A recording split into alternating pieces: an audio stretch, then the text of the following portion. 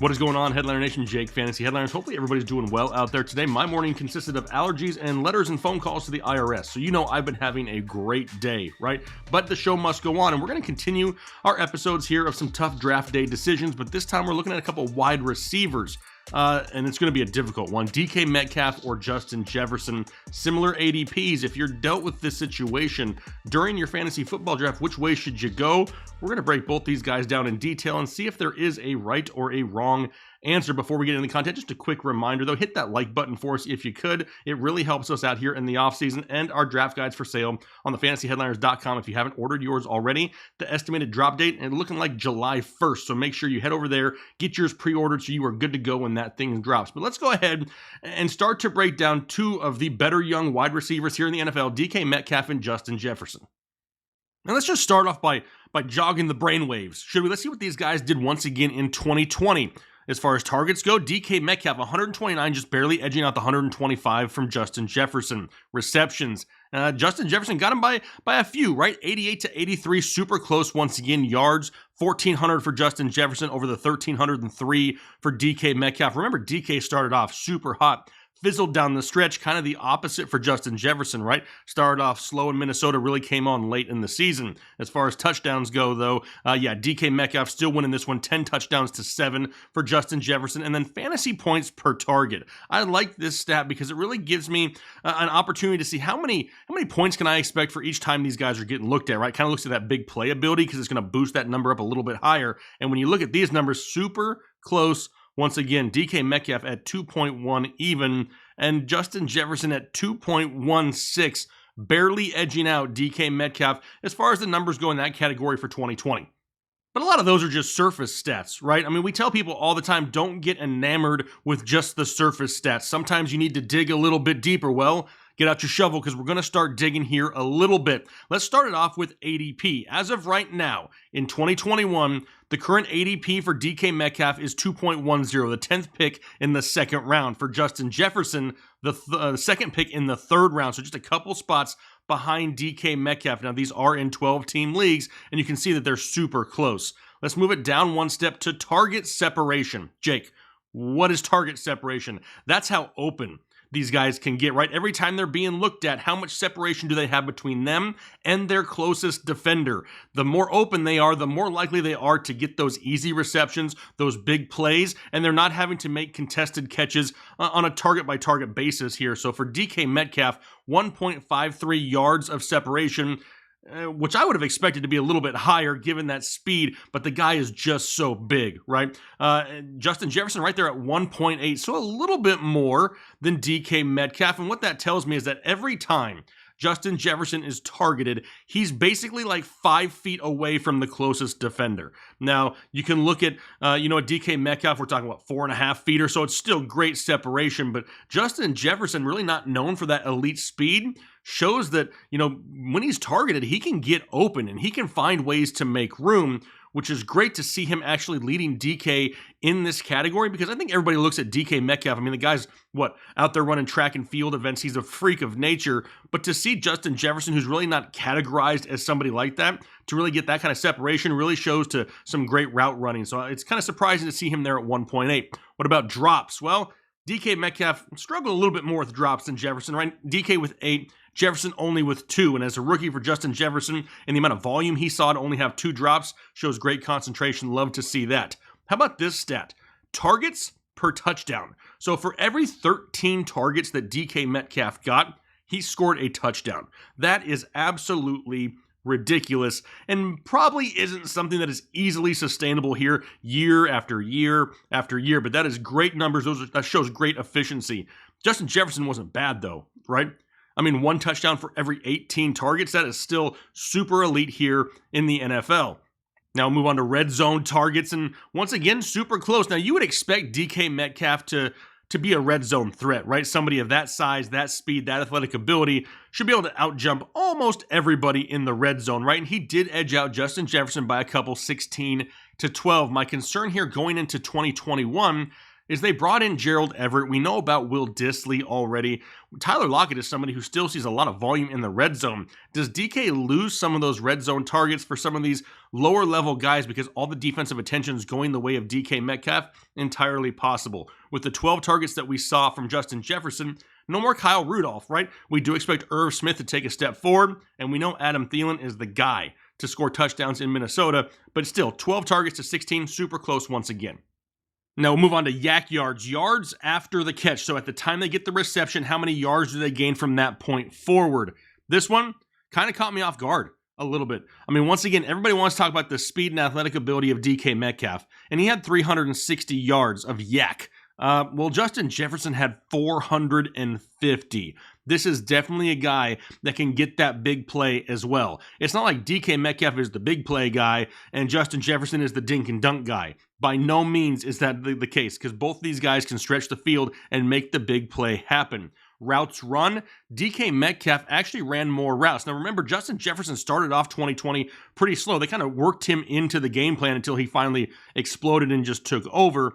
But DK Metcalf ran 615 routes to 528 for Justin Jefferson. When we go back to that first slide and we're looking at, stats here, and we have more receptions and more yards going the way of Justin Jefferson, and yet he ran less routes. So the efficiency is going to be there and make him maybe a little bit safer on a week-by-week basis as Justin Jefferson. But how about some of the X factors now? And this is where we start looking at areas of their team that really they don't have an effect on, but it does affect their potential output in fantasy football. The first one being a run game, right? And we can sit here and we can argue about how much Seattle wants to run the ball more, and they brought back Chris Carson, and what do they do with Rashad Penny this year? But come on, it's Dalvin Cook and the Minnesota Vikings with the more elite run game out of these two. The reason that benefits Justin Jefferson is defenses have to focus on the run. They can't just leave a bunch of light fronts up there, not stack the box from time to time, because Dalvin Cook will absolutely annihilate them. At some point, they have to pay attention to it. That's going to leave more one-on-one coverage on the outside for the likes of a Thielen and Jefferson. And even though the volume isn't going to be there for Jefferson, the efficiency will, and we absolutely love that. What about on the defensive side of the football? The better defense, they're both middle of the pack in the NFL, but I got to give the edge to the Minnesota Vikings. Now, that kind of hurts a little bit in Minnesota, because if Minnesota can get more late game leads, what are they going to be more likely to do? Throw the ball to Justin Jefferson or run with Dalvin Cook? That's where there's a little bit of a hesitation there. Yeah, the better defense is in Minnesota, but that does somewhat slightly handcuff Justin Jefferson to the fact that we may not get the garbage points from him that we may get from a DK Metcalf late in games. What about quarterback play? I mean, I don't hate Kirk Cousins whatsoever, but I'm not going to be crazy on this video and say that he's better than Russell Wilson. The problem with the passing game in Seattle is its inconsistencies, right? Pete Carroll wants to get too cute from time to time. He just doesn't want to let Russ cook. However, Russ, the better quarterback here, in my opinion. What about their backups? Guys that are still on the depth chart there next to him that could take away some of these targets. Well, for Seattle, you got Tyler Lockett and Dwayne Eskridge. A lot of you have no idea who the hell Dwayne Eskridge is, but that is okay. What we really need to pay attention to here is Lockett, right? Lockett has been boom or bust for years. We know that every single week that we put him into our lineup. Really, outside of that, it's going to be a lot of the tight ends. We see Russell Wilson utilizing those tight ends. They brought in the Gerald Everetts, but at the wide receiver position, really, there's nobody that's going to be there taking away the bulk of the targets for DK Metcalf. He's still going to be the big play threat in that offense. What about Minnesota? We already talked about Adam Thielen, right? The touchdown monster in Adam Thielen. He is getting older. He's slowing down slightly, but that doesn't mean he's still not efficient in this offense. After that, you got Olabisi Johnson, so no fear in Minnesota. Justin Jefferson is going to have plenty of targets to eat here in 2021. What about head coaches? Well, Pete Carroll, and we talked about this earlier, right? Pete came into the offseason saying, hey, we want to focus on the run more. Well, last year in 2020, they came out and they let Russ cook for the first half of the season, and the guy was putting up MVP numbers. And then all of a sudden, he wanted to get cute for whatever reason, and that offense just went to crap second half of the season in Seattle.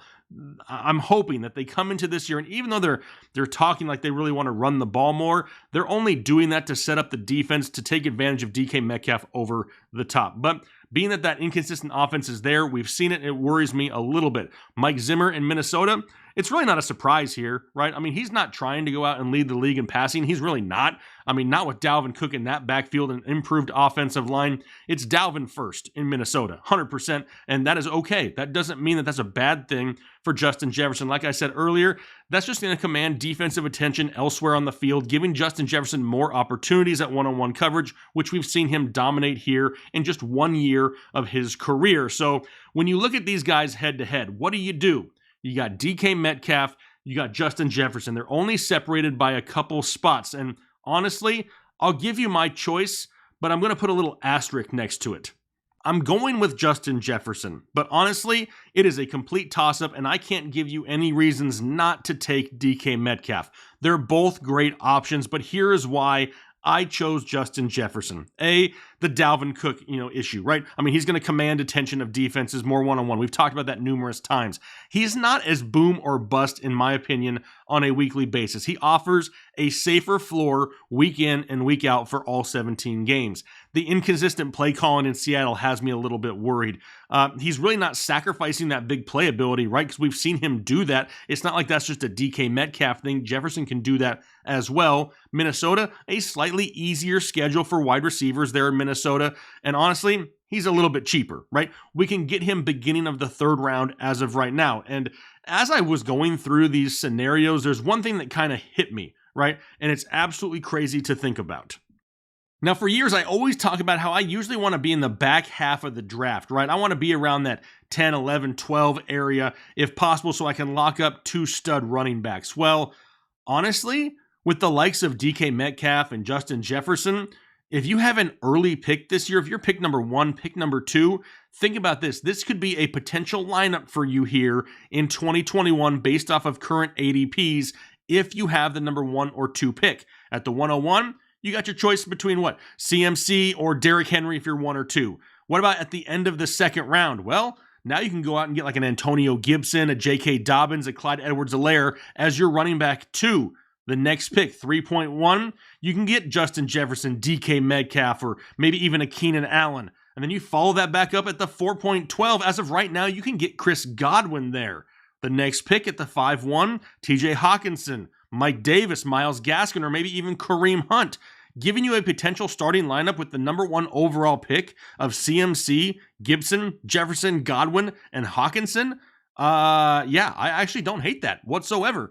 Usually I don't want to be anywhere near the front of drafts, but if I happen to be this year with guys the likes of a Justin Jefferson that you may be able to get at the beginning of the third, I don't hate it whatsoever. It's great value and huge upside. Now, I'm still going to be a heavy running back guy. I'm looking for those guys early, but every draft has a little bit of a wrinkle, right? Not all of them go according to plan. If you can start off your draft with some super hot studs like I just named off in those first 5 rounds, that is going to establish a great base for your fantasy football team and really give you that opportunity to be, safe week in and week out. You got your core, right? You got your core that's going to go out and carry your team. Then you throw in the guys that have that high upside, that maybe be a little bit riskier on a weekly basis, and that's what blows the top off of the scoring for your fantasy football team. Love Justin Jefferson. Really can't say anything bad about DK Metcalf, right? If he's the one that falls to you and Jefferson goes a couple picks earlier, it's okay. They're both going to end up with similar numbers. I'll take whichever one I can get cheaper at this point here in 2021. And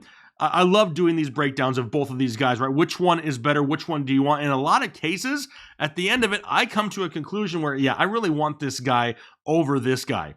I'll be honest. I don't have that feeling after doing that with both of these guys. I think they're both going to have great seasons, and I'm not opposed to owning either one of them. I just had to edge Justin Jefferson in there by a hair. But we want to make sure this stays an interactive show, right? So you tell me down below in the comment section, you're on the clock. The clock is ticking down. Which one are you taking? DK Metcalf or Justin Jefferson? Do you have a reason to take one over the other? Would love to communicate back and forth with you. Like I said at the beginning, if you could do me a favor, hit that like button. We greatly appreciate it. If you're looking for all things fantasy football and NFL related all year long, we have you covered here. Make sure you hit that subscribe button and welcome to Headliner Nation. But as for now, I'm going to go back to IRS forms. Hopefully you guys have a great rest of your day, and I'll talk to you later.